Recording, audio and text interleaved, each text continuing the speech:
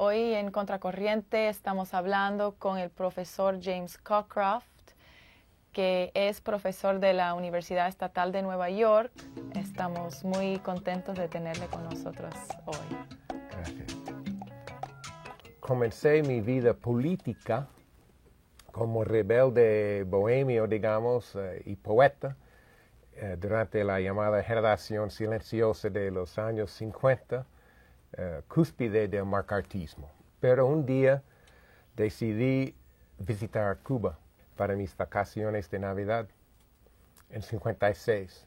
Y mi experiencia con la juventud en Cuba fue la primera que me radicalizó muy políticamente en más cosas que la cultura o digamos, el ambiente que me preocupaba mucho, o el mismo macartismo. Estaba yo tratando de llegar a Santiago de Cuba y hubo mucha violencia por parte de los escuadrones de muerte batistianos. Fue algunos 5 o 6 semanas después de la llegada de Granma y los rebeldes guerrilleros del 26 de julio en Oriente.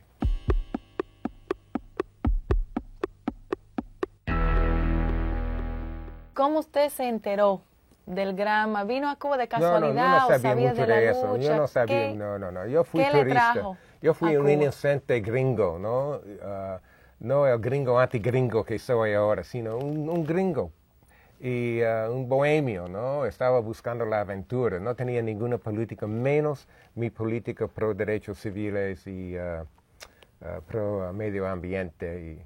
Y yo diría pro mujer a pesar de mis propios errores de machismo y sexismo. Me politicé mi experiencia con la juventud en Oriente sobre todo. Y aprendí después de que fue la época de la guerrilla en la Sierra Maestra, aprendí actualmente en aquel momento en Oriente, en las cocinas de la gente, cuando ellos me hablaban más. Pero algunos hablaban inglés y les gustó practicar su inglés conmigo. Y claro, en cada periódico diario allá en Oriente, en aquel entonces, diciembre de 1956, hubieron fotos de jóvenes, sus cuerpos mutilados, muertos en las aceras de las calles, en los campos, como una parte de la campaña terrorista batistiana. Pero a la vez, gente me invitaron a sus casas, mi casa es suya, estilo cubano y diría yo latinoamericano, y me llevaron a sus cocinas para decirme algo. Me dijeron que los muchachos están allá en la sierra, vivos. Fidel vive, venceremos. Y algunos me pidieron el favor de llevar mensajes a sus familiares en Nueva York. Después de eso, volví a Nueva York entregando los mensajes a las familiares cubanas. En Nueva York, entré en un programa de estudios postgrado para jóvenes autores como yo en poesía y novelas en Stanford y conseguí mi doctorado en Stanford University y comencé una carrera política muy activista. Bueno, he estado en muchas luchas, fui encarcelado en los Estados Unidos en un momento durante una protesta y pues fue una vida típica de cualquier joven de los años 60, aunque tenía más años que la nueva generación de la nueva izquierda. Y tuve que aprender marxismo porque la juventud quería saber, ¿no?, cómo analizar lucha de clases, de género, de raza y el imperialismo. Pero gracias a mis estudios en Stanford podía yo leer todos los discursos de un joven muy alto, Fidel Castro. Y él me educó, él fue en un sentido mi primer maestro marxista. Martiano además, porque yo estaba leyendo Martí también a la vez que leía Fidel y Che y Aidí Santa María. Y bueno, hasta ahora estoy siendo mi carrera política activista en derechos humanos, luchas antiimperialistas, defensa de los 5 defensa de Cuba, defensa del proceso bolivariano, defensa de los pueblos indígenas en Chiapas, Ecuador, sur de Chile y otras partes. Y en mi propio país he estado siempre en las luchas de la clase obrera, las luchas por derechos civiles, de las minorías, y más recientemente, en los últimos 25 años, he estado escribiendo libros y artículos sobre los migrantes. Es más o menos mi vida personal. Dejé a un lado que fui puesto en una lista negra por un blacklist en inglés, que significa que nadie debe emplearme en el mundo universitario. Pero yo me renuncié en solidaridad con 3 otros profesores con permanencia que fueron echados en aquel momento y me quedé en la lista negra, pero afortunadamente pude conseguir algún empleo part-time. Y en fin, creíamos nosotros, los sociólogos en aquel momento en la Universidad Estatal de New Jersey, un departamento de sociología marxista, feminista, y con mucho énfasis en América Latina. Y por eso también cada uno de nosotros poco a poco fue echado de la universidad por razones simplemente políticas. Y gracias a esa, entre comillas, mala suerte, tuve la buena suerte de tener libertad completa para escribir mis libros. Usted, como hemos dicho, escribió 35 libros, uno de los cuales se presenta aquí en La Habana, en la Feria del Libro ahora, América Latina y Estados Unidos. ¿Puede hablar un poquito más de cómo fue el proceso tuyo, cómo decidió en qué temática enfocar tu vida profesional, personal, y qué significado tiene este libro para usted? Este libro fue publicado originalmente en inglés como un texto para los alumnos universitarios en los Estados Unidos y el público y los profesores. Es un libro analítico, sintético, con un índice analítico muy útil para el investigador.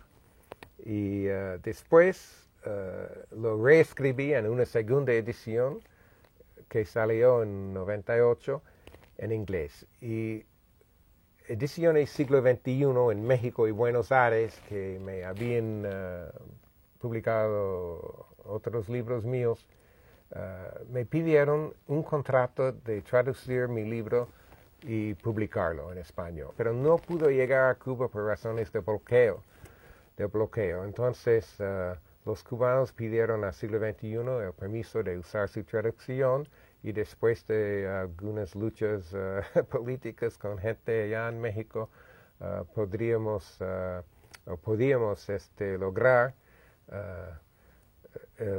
la entrega del libro a Cuba para una edición en Cuba por Ciencias Sociales aquí, en La Habana. Cuando su libro fue lanzado el otro día, la introducción le dio Ricardo Alarcón, presidente de la Asamblea Nacional. Sí.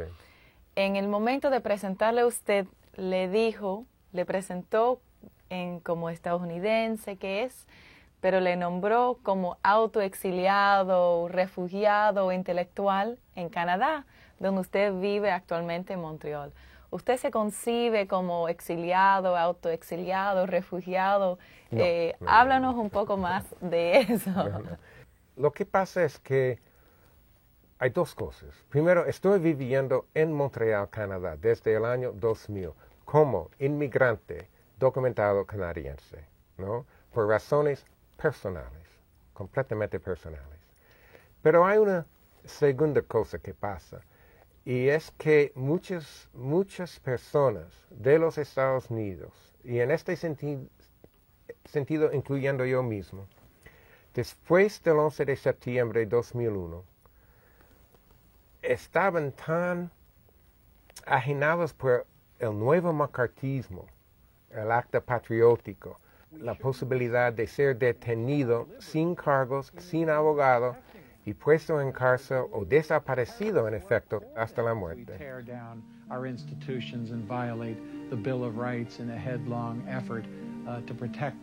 Causaron un movimiento, digamos, de personas saliendo de los Estados Unidos para vivir no solamente en Canadá, sino en México, y actualmente encontré algunos viviendo aquí, en Cuba. Entonces, este estilo de autoexilio sí es una realidad social. Y en términos, digamos, psicológicos, yo soy un autoexiliado. Pero en términos políticos de alma, de corazón, yo soy un revolucionario combatiendo la buena lucha en los Estados Unidos. Entonces, autoexiliado si quiere psicológicamente, pero políticamente es un honor. Es un honor luchar dentro de las entrañas del monstruo.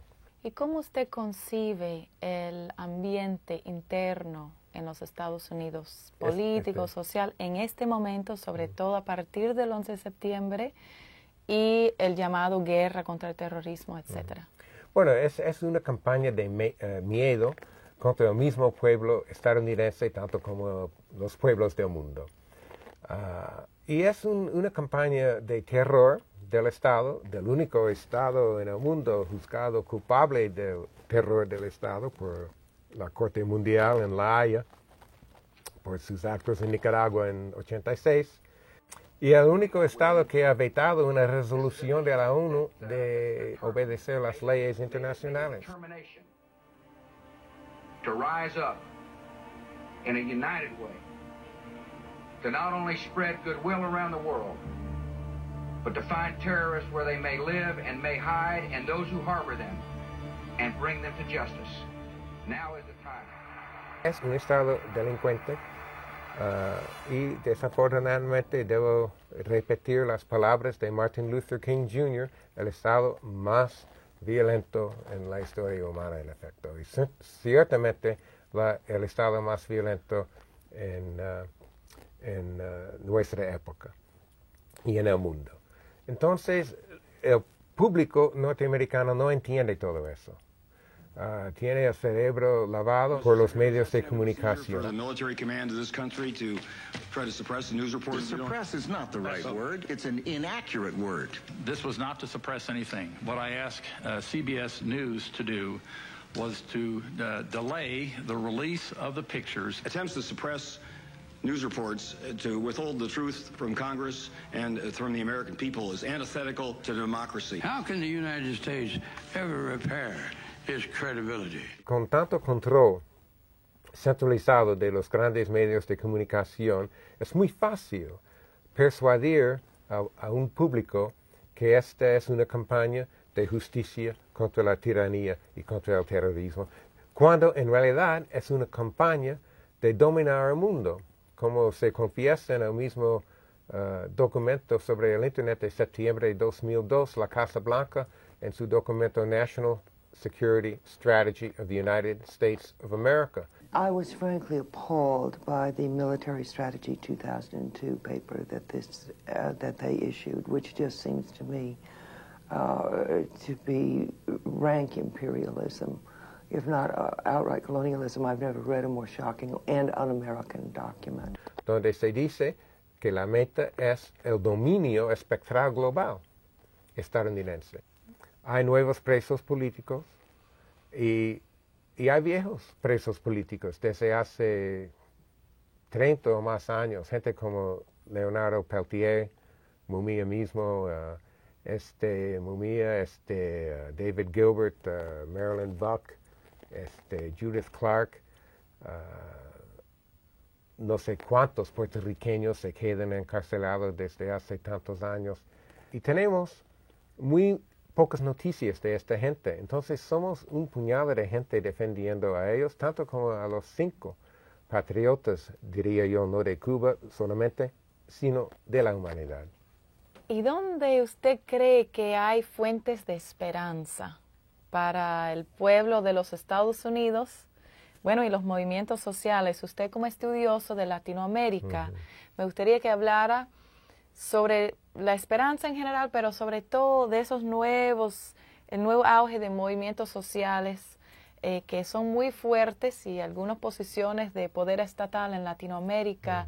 ¿Qué significado tiene eso? Yo tengo mucha esperanza. Yo confío mucho en las luchas populares de los de abajo, incluyendo en los Estados Unidos. A Bush le gusta mencionar la frase rincones oscuros del mundo, una frase racista que representa su conceptualización del mundo, ¿no? Que hay rincones oscuros a los cuales debemos nosotros de Washington llevar la famosa democracia, que es en realidad una democracia light en el caso estadounidense y una forma de dictadura en otras partes del mundo cuando está impuesta por el imperialismo estadounidense, como fue en Cuba durante Batista, o Nicaragua durante los Somozas, o cualquier país de nuestra América. Entonces, por un lado, tenemos toda una historia oral de los de abajo, en todas partes del mundo. En esta mayoría de la humanidad no hay esperanza. Hay miseria, hay pesimismo, hay derrotismo, hay destrucción de familias, hay pérdida de vidas, pérdida evitable, desde luego, pero de hambre. A pesar de eso, surgen movimientos históricamente y actualmente en todas partes del mundo. Y la mayoría de la humanidad participando o directamente o apoyando estos movimientos sociales en todas partes están con nosotros contra el imperialismo, sin una conceptualización completa, en muchos casos sin una educación formal, analfabetos, pero están contra la falsa guerra antiterrorista de los Estados Unidos. Se dan cuenta que esta es una campaña de terror contra ellos mismos. Tercero, la amenaza más grave para los Estados Unidos no es que otro país tenga arma nuclear. No es. Todo esto es un mito. La amenaza es que estos movimientos sociales lograron el poder del Estado. Y en vez de privatizar todos los recursos, incluyendo la mano de obra, en favor del gran capital, nacionalizar, o en América Latina en muchos casos renacionalizar, los recursos naturales, productivos, educativos, de medicina, de industria, financiamiento, todo, como hicieron ustedes los cubanos, o como comienzan a hacer los bolivarianos en Venezuela hoy en día. Esta amenaza desde América Latina de los movimientos sociales es la más grave en el mundo actual contra el imperialismo. Claro, no puede lograr sus metas sin el apoyo internacionalista de otros movimientos sociales, otros activistas y en algunos casos otros estados del mundo.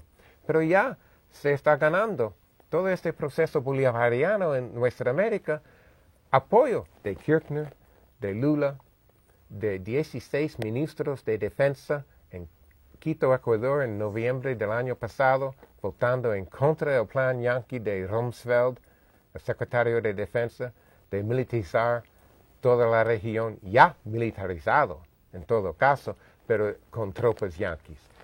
Es que el mundo se da cuenta poco a poco que el emperador, en su nuevo ropaje del neoliberalismo, es desnudo. Habla un poco más del movimiento de la cultura en defensa de la humanidad, el encuentro de Caracas. ¿Cómo comenzó México, España, el último encuentro en Caracas? ¿Qué visión tiene en este momento? ¿Qué rumbo usted piensa que va a tener? ¿Qué significado tiene? Yo me he metido en el comité organizador de estos eventos, menos Oviedo, hasta Caracas. Y estaba en Miraflores el 31 de julio preparando con el comité organizador y con el mismo Hugo Chávez el evento de diciembre en Caracas, el gran encuentro internacional de artistas e intelectuales en defensa de la humanidad. Un evento importantísimo.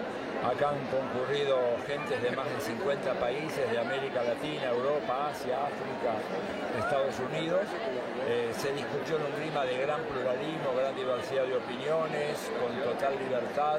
Planteamos los más diversos temas de la agenda internacional del momento. Me sorprendí cuando descubrí que el consejo, la enseñanza, que nos brindó Chávez el 31 de julio en nuestra reunión de la necesidad de tomar la ofensiva hoy, no ayer, no mañana, hoy, ahora mismo, en defensa de la humanidad. Crear red de redes en cada nación, ofreciendo 3 millones de sus dólares ganados del premio de paz de Libia para crear una oficina para ser la red, digamos, coordinadora de las redes en el mundo. Nos dimos cuenta, nosotros los pinches intelectuales académicos y muchos buenos intelectuales activistas, ¿no?, que tenía él razón. No podemos esperar más para otro manifiesto, otro congreso. Hay que crear capítulos en defensa de la humanidad, trabajando en cooperación con las iglesias, los sindicatos, los foros sociales mundiales y otras fuerzas progresistas para extender la red a incorporar las voces intelectuales y creativas y científicas también de los pueblos que no tienen voces públicas sino en las calles ahora. Venezuela está embarcada en un proceso fascinante de cambio, muy complejo, muy dinámico, pleno de enseñanzas que nosotros podemos realmente extraer a partir de la experiencia de ustedes, así que... Salimos de Caracas después del encuentro en diciembre, 400 intelectuales, científicos y artistas inspirados, energizados por el proceso bolivariano que descubrimos. Tenemos muchos problemas internos, creo, muchas fallas, pero la ofensiva que ya hemos lanzado, con Telesur sobre todo, con este programa yendo ahora a todas las naciones de las Américas y a Europa. Bueno, ya estamos en la ofensiva. Esa es la ofensiva, compañera, no otro encuentro cada año y otro manifiesto.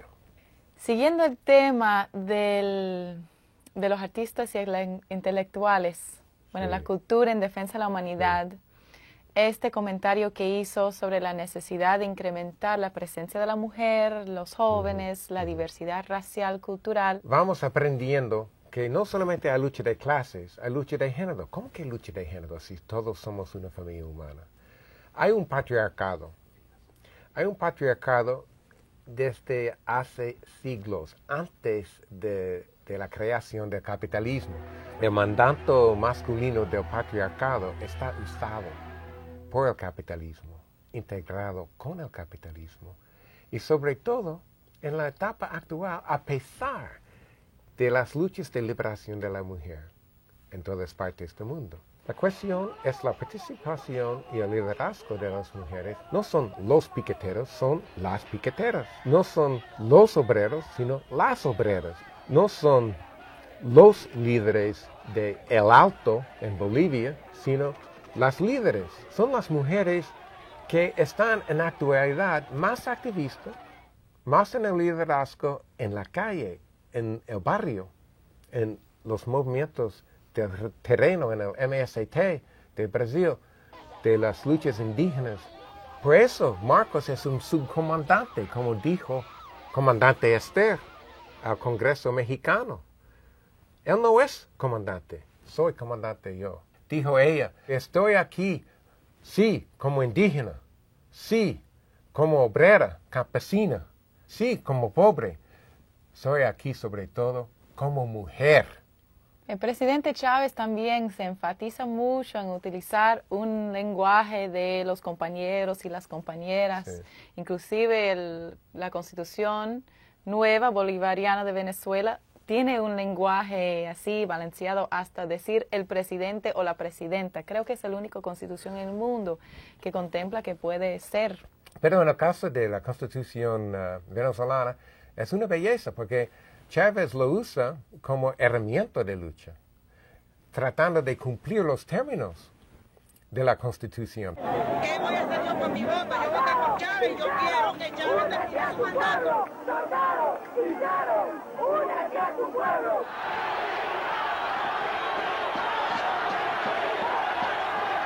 Por eso las mujeres apoyan tanto a Chávez, no porque es, como se dice en algunos países, chusco o cute, o guapo, bonito, lindo, o carismático, bello. ¿no? Porque es obrero que representa sus intereses.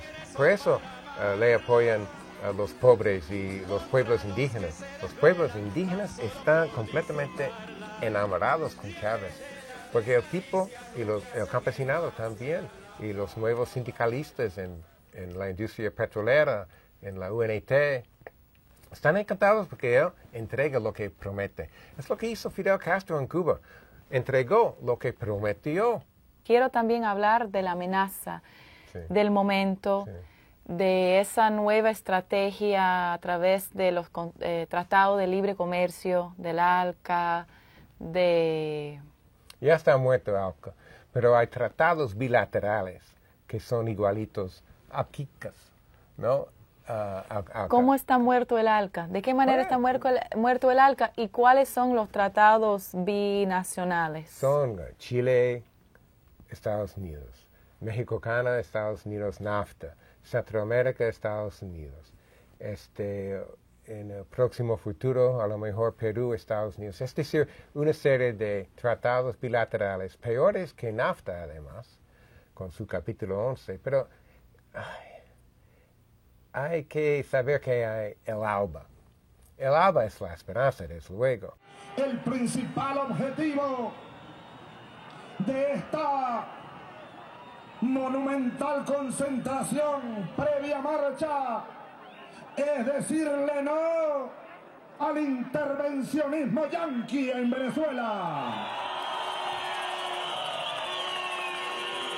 Es decirle basta al gobierno del señor Bush, gobierno intervencionista, invasor y colonialista, como pocos han pasado por la Casa Blanca.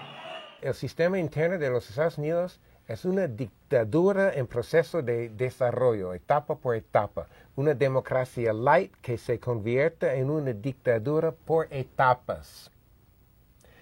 Entonces, tenemos que, por eso, vida y muerte, es un momento ahora, no mañana, de luchar y de agregar fuerzas, de unificar pueblos y luchas. Y esta siempre fue la línea de pensamiento de Bolívar y de Martí y de Fidel Castro y de Hugo Chávez, entre otros. Entonces, este momento es histórico, en mi opinión, en términos de siglos y la evolución de la humanidad y del planeta, porque todo está en juego con un superpoder diciendo al mundo que vamos a los últimos rincones oscuros para introducir la democracia, es decir, un sistema de terror de Estado, de muerte. Tenemos que escoger entre la vida o la muerte. Pero ahora no solamente en poner comida sobre la mesa, sino en luchar junto con nuestros vecinos y nuestros intelectuales, los que se dan cuenta del problema, para unificar y luchar. Yo creo que podremos crear aquel otro mundo posible, socialista, internacionalista, anticapitalista. ¿Y qué papel en eso tiene la situación actual en Irak y la resistencia, la enorme resistencia que está dando? Todos estamos vivos ahora gracias al pueblo iraquí, porque sin su lucha, las tropas ya estarían en las calles de Caracas y La Habana, otras partes de nuestra América. Pero ya las tropas yanquis están supremamente ocupadas, amenazadas en Irak. Gracias a las luchas populares del pueblo iraquí, tenemos este espacio de respirar y crear un nuevo proceso bolivariano en el caso de nuestra América. Martiano bolivariano, diría yo. Yo quisiera agregar una cosa en cuanto a Irak, y es que es una guerra que no está limitada a Irak. behind all this talk about liberty and democracy, behind all this talk is oil,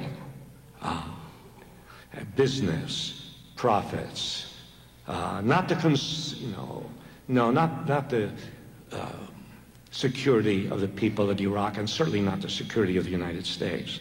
Es una guerra que incorpora toda la región del Oriente Medio y también de partes de la vieja Unión Soviética y el mar Caspiano, porque es una lucha para controlar los recursos naturales. I think in most conflicts people don't know what it's about. If you look at the Persian Gulf War, what was the Persian Gulf War about?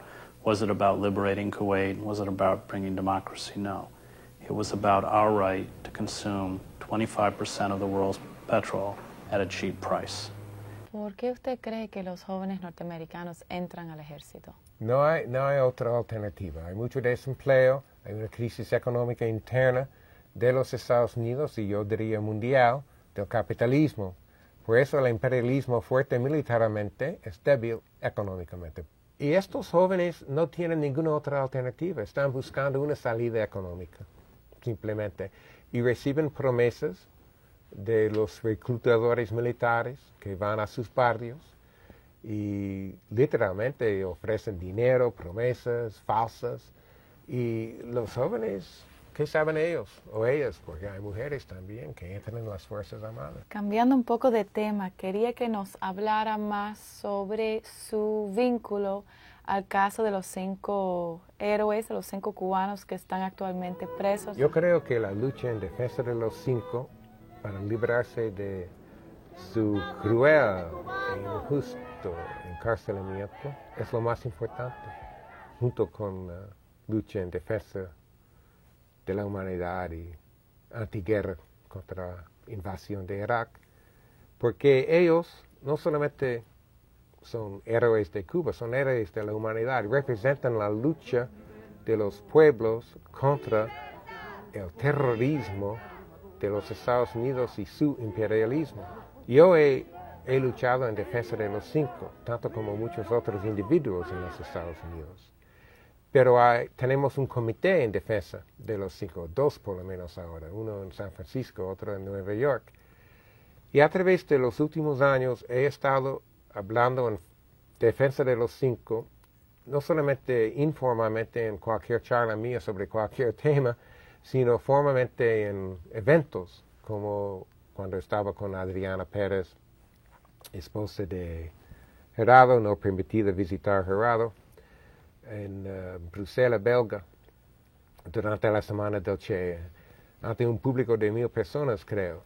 Y cuando yo noté cómo hablaba y se portaba Adriana Pérez, me daba cuenta que no solamente cuando se dice Cuba se dice dignidad. Y cuando usted habla del caso de los 5 dentro de los Estados Unidos, ¿cómo responde el público? ¿Se habrán enterado del caso? El público no sabe nada. El único público que sabe de los 5 fue el público de Miami, y un poco ahora todavía sabe de los 5 en Miami, ¿no?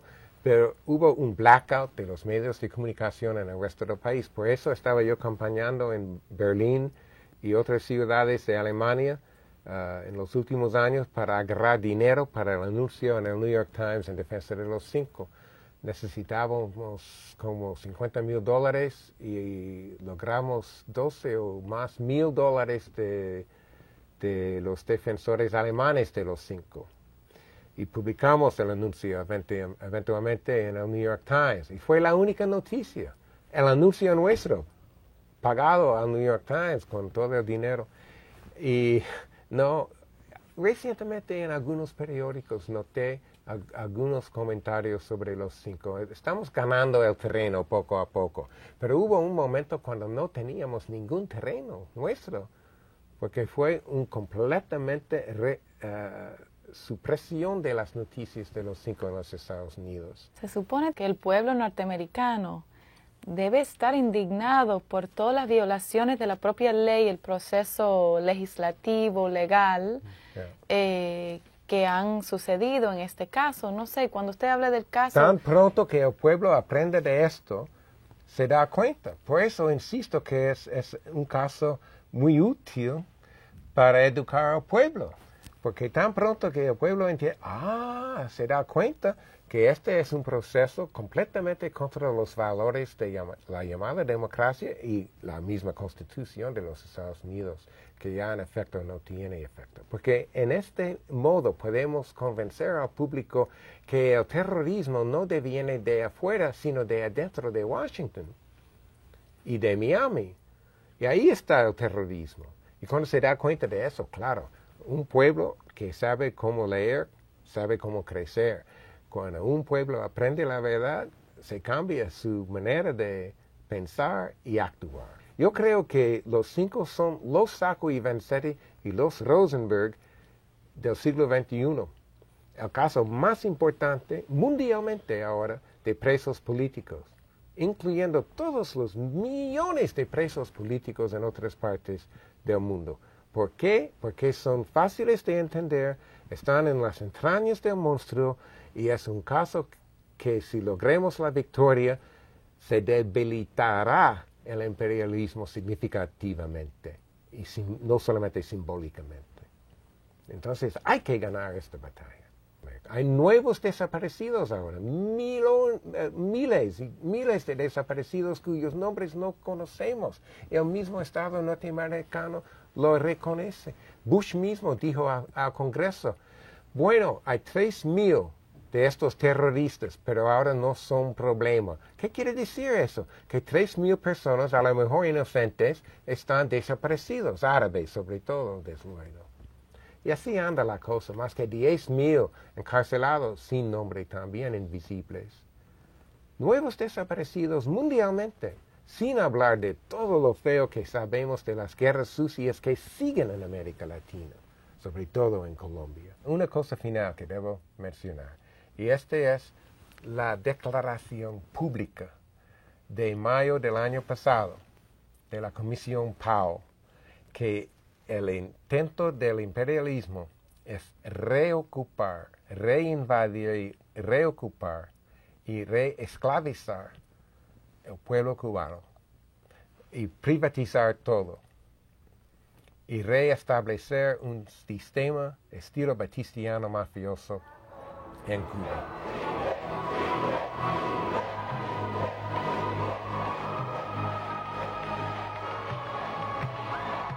En mayo de 2004 vimos cuando 10% de la población nacional de Cuba manifestó en las calles de La Habana contra la amenaza estadounidense representada en el report de la Comisión Powell.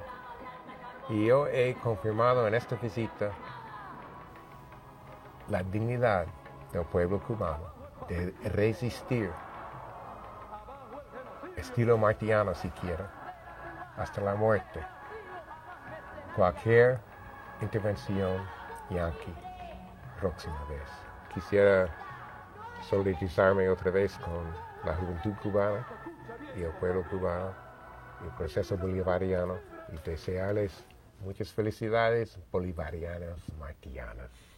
Muchas gracias y gracias por compartir aquí con nosotros. Gracias a ustedes. Hoy por la mañana. Tan amable. Hasta la próxima.